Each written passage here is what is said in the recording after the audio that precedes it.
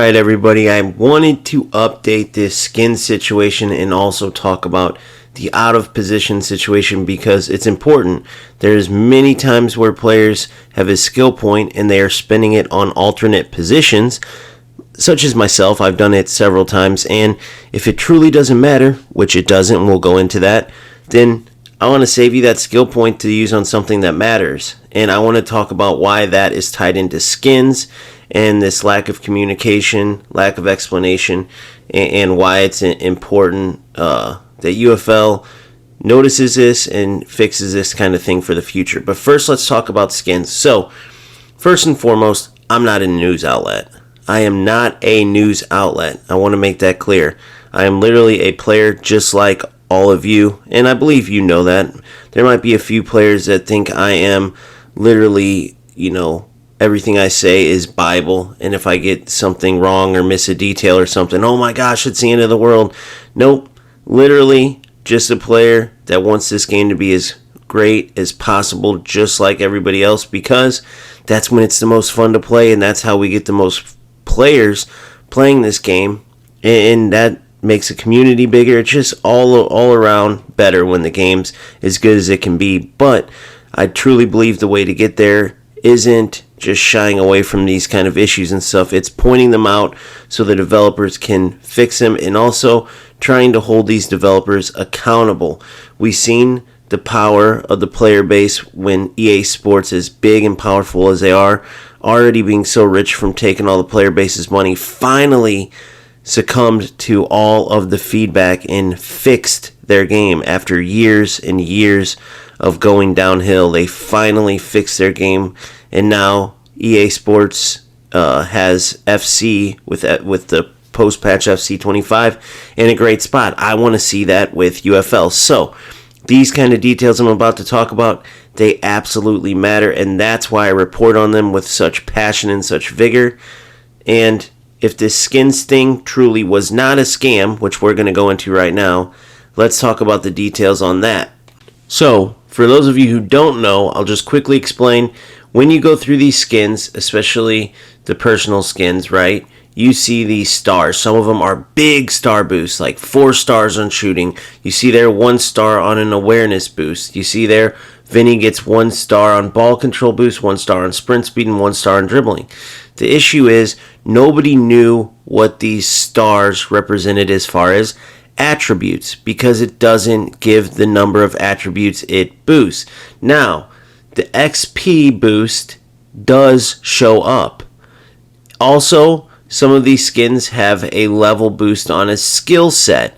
Those do show up.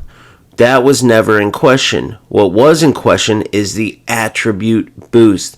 That is the most important part of these skins. Let's use FC as an example. They have Hunter, Shadow, Engine. These things, such as a Hunter, gives you a boost in pace and shooting. A Shadow gives you a boost in pace and defending, the 2 most popular chemistry styles to put on your players, and you can absolutely tell when players have that boost, particularly in the pace area. But you can even tell with Hunter in the shooting area and with Shadow in the defensive area.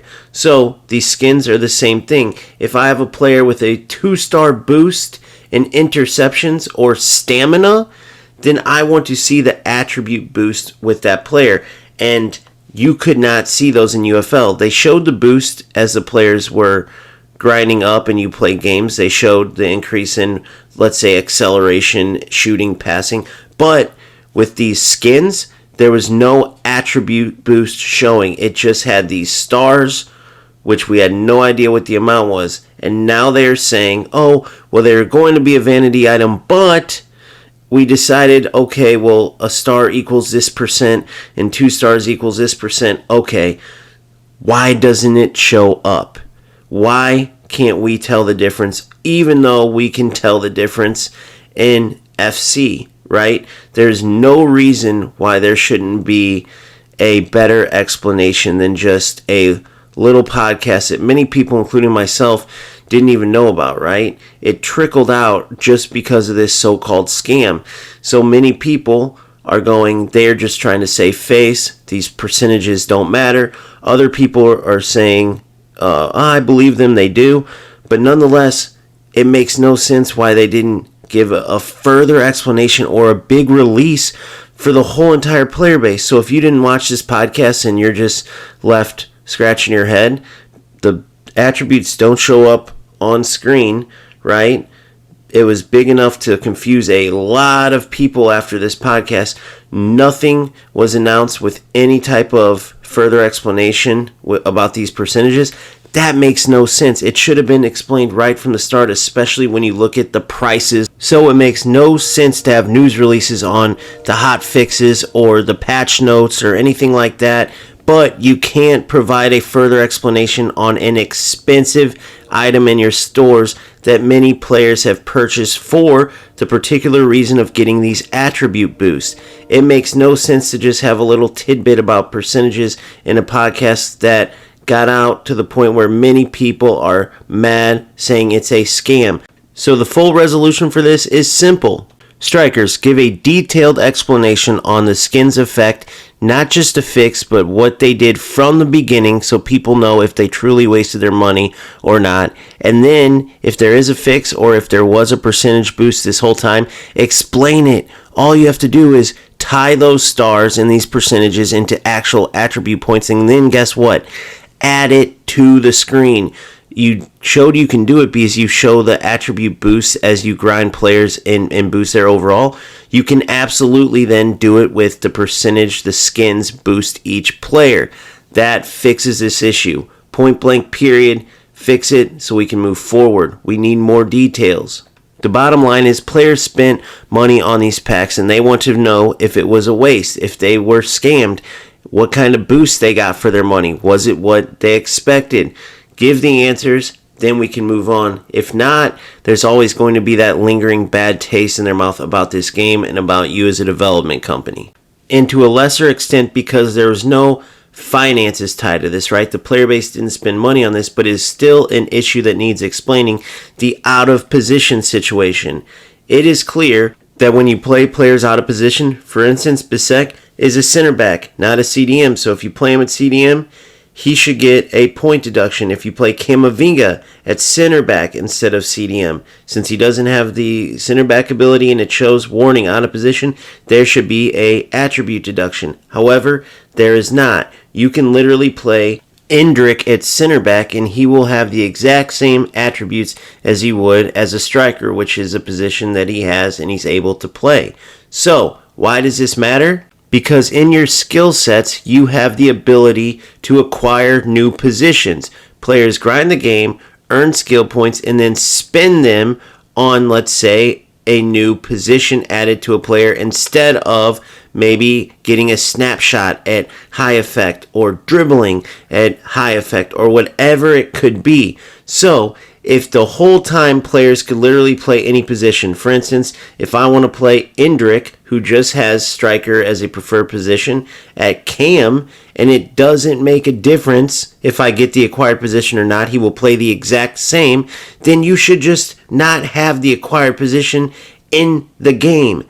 Or if maybe you're going to add that later where there is an attribute deduction, then explain it to the player base so they don't waste their time on acquired positions. Something that simple where the player base just trusts it. Since you have the out of position warning, since you have the ability to acquire new positions, they went along with what the game was saying. Now, since there is no point deduction, it makes the player base lose trust in what the development company was trying to achieve, especially when you tie it to things such as this skin situation, where there's no explanation for the attribute boost tied to these stars.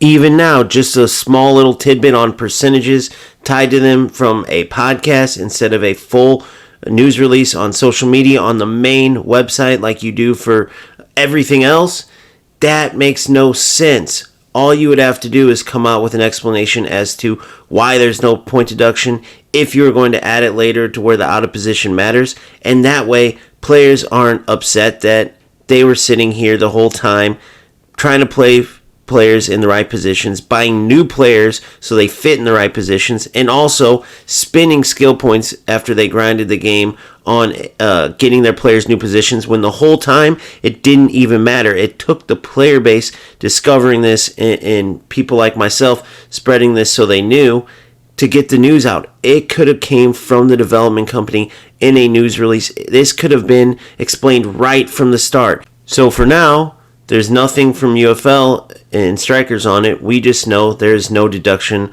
on playing out of position, and there's no reason to go get a new acquired position. You just play your players where you want them, and they will play the exact same. But that comes from us as a player base spreading this. Strikers, if you want the player base's full trust, if you want things like this skins thing and this out of position thing to pass, then from now on you need to be the ones explaining these things and explaining, yes, this will be in the game later, or no, it won't, we will remove that, or whatever the case is. With that being said, I've seen this in the comments and it's absolutely right.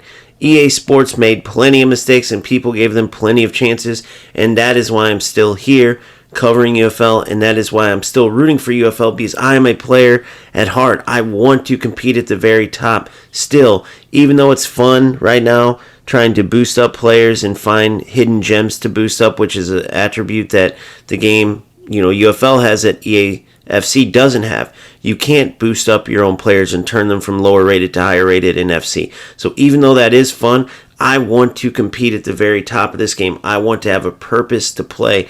That is what I love about football games, the same as real life football. So in order to do that, I need a huge player base to play against, right? Anybody who wants to play this game at a competitive level, you don't want to just play the same players 5, 6, 7 times. You don't just want to play and not feel like you have a purpose to climb the ranks and to really hold your top rank and things like that. So I am rooting for this game wholeheartedly, and these kind of things as we move forward, having more transparency, having better fixes, better answers, right? In many cases, these things can only help the game. So we will see where we go from here. And until then, keep grinding, keep having fun, and I will see you on the next one. Peace.